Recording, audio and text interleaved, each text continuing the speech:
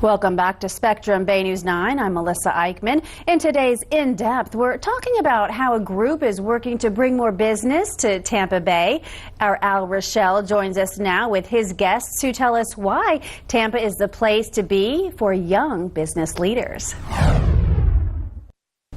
Joining me right now, I have two guests. We start out with Erin Meagher, who is the CEO of a coconut oil manufacturer called Kelapo. Thank you so much for joining us.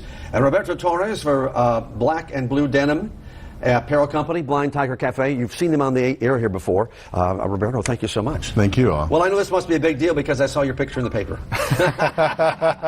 Let's talk. This is a campaign that's aimed at millennials, and it's called Make It Tampa Bay. Erin, tell me what this is all about. So Make It Tampa Bay was the brainchild of Stand Up Tampa, which Roberto and I and about a dozen other millennial CEOs are in, that we wanted to promote why Tampa Bay is such a great place to live and work, and we want to get other CEOs to move from other markets outside of Tampa Bay to Tampa. Now, where'd you originally come from? I'm originally from Baltimore. And why did you choose Tampa Bay? I didn't choose it on my own. My mom chose it for me, but I really disliked it at the beginning. Oh gosh, really? Yeah, I thought it was all like beach and like we're just gonna go party. But when I actually, you know, I was a school teacher first. When I set my roots down and I started to get to know people, I found out that there is great culture here. There are people here who are doing things, and that's what I want to be part of. And so now I love it. And Roberto, I guess as many times I've interviewed you, I've never asked you why you chose Tampa Bay. Yeah, actually worked me here first. So I was an auditor for a CPA firm, and then I started working in the private sector. In 2010, that's when we founded Black and Denim.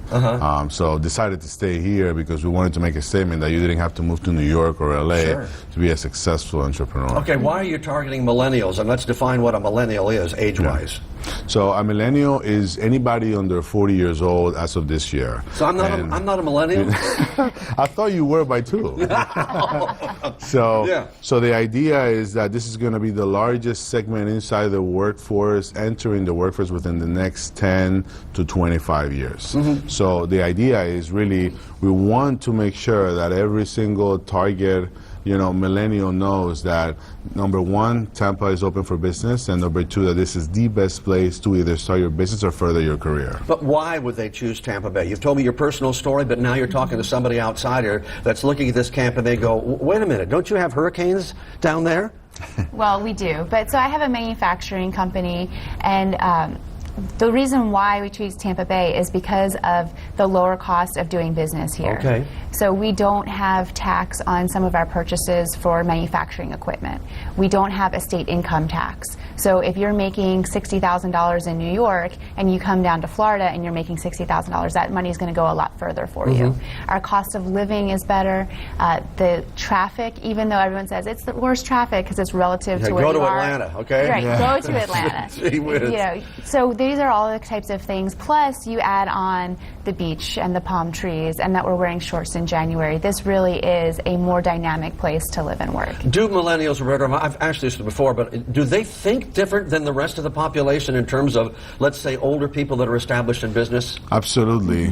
We actually, the Tampa Hillsborough Economic Development Corporation spent a lot of money doing a sort of like this millennial survey. So we actually surveyed a bunch of CEOs from outside the markets and the people that actually work for them, like about over 2,000 people total. And the idea was to get them to understand what did they knew about Tampa, what are the things that they've heard about it, good or bad, and what are the things about their city that they didn't like, and if they will consider moving here. And a lot of the stuff that, for example, walkable neighborhoods, or they want to live and work in the same place, they're not interested in, owning homes or cars. So yeah, see, that one is bizarre to me. They don't care about owning homes. Is that because they're upwardly mobile and don't think of a home as being a place that they want to stay for more than 3 or 4 years? I think that they're not probably interested in, what this definition of the old school American dream is. I think that, they're more interested in experiences. So attaining things or buying, consumer durable goods is not as important as maybe taking vacations or trying to experience things within their lives. Do millennials, though, have the economic strength, the money, basically, to launch a business here and make it? Because, you can't launch a business on peanuts. You can't. Money is one of the most important things when you're starting a business. But we have a really closed, dynamic system of banking here. I mean, maybe I didn't explain that really well, but yeah.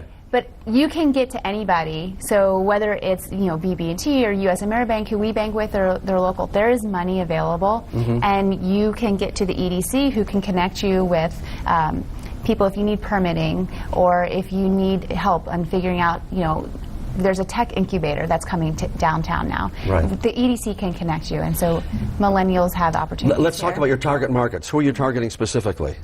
So we are, with the Stand Up Tampa, Make It Tampa Bay website, we are targeting 4 markets. It's New York, Chicago, Dallas, and Philadelphia. And how much money, Roberto, is this project going to spend over 2 or 3 years, whatever the time is?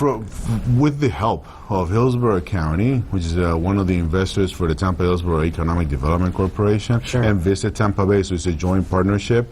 We're sort of piggybacking all the research data that they have, and the county is actually helping us put this campaign or giving us some legs for the next 3 years. Now, on the website, you're using the website kind of as the calling card, because on the website you have stories of other CEOs and other people that have been successful in the Bay Area. What are they talking about on their businesses, or about why they came here, or what?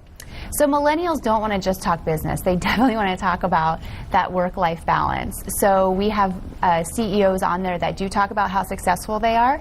We have people on there talking about all the neighborhoods, so Tampa Heights or Seminole Heights, where do you want to move when you come down here? And then, like Roberto said, that they don't want to, own a car. So where can they go to the bars and restaurants after they get off work? So it's a fully rounded website of everything that they're interested in. Now, is there a danger of being what I call myopic, that you focus so much on millennials that older people like me, or older businesses, or people that are retiring but still have businesses, that they kind of get left out of the picture? Or is there a place for them in this as well? We actually try to make it comprehensive. So this is actually a tool that for the Tampa Hillsborough investors, which are our investors, we want them to be able to use it. So if somebody is trying to recruit a mid-level executive from another market, we want to tell them, we don't particularly know what your lifestyle is, but you can actually go to this website and figure out if you already own a home and a car and you'd rather commute instead of living in the urban core, you can go there and kind of figure out which neighborhood is best for you or your family. And at the same time, I don't think that, as long as the message and the story is relevant, it's timeless. It doesn't necessarily, appeals to one particular segment. Now, one of the things you worry about, because I've done a lot of interviews with a lot of economic development corporations that have existed in the Bay Area, is a time frame. When you start this program, what's going to be what I call the lag time, to the point where you say, hey, after 4 months, we know this program is working because X, Y, Z? Yeah, so we actually did a soft launch and launched it two months ago. And we have actually had close to 8 million views. Oh my gosh! Already? A lot of it is actually 65% is actually women earning more of $150,000 or more, and the hot spots on the website where they're looking at is actually the relocation tab. So we know that they're thinking about it, they're looking at it, they're trying to get as much information as they can, and this is actually a good way to sort of have that recruitment piece. We also want to appeal to the people that are actually in our market so that we can turn it into brand ambassadors. If they have a family member or a sister or an ex-co-worker and they just don't want to say, hey, don't take it from me, go to this website so that you can actually learn more about what Tampa is all about. All right, and the website is? MakeItTampaBay.com. MakeItTampaBay.com. You can read more about these stories. And as I always tell everybody, let's get back together in about 6 months. Let's see how it's going. Awesome. And we'd love to have more millennials we'd love to have more people in the Bay Area that are successful, as these two are very much so. Thank you so much, Erin. Roberto, thank you. Thank you.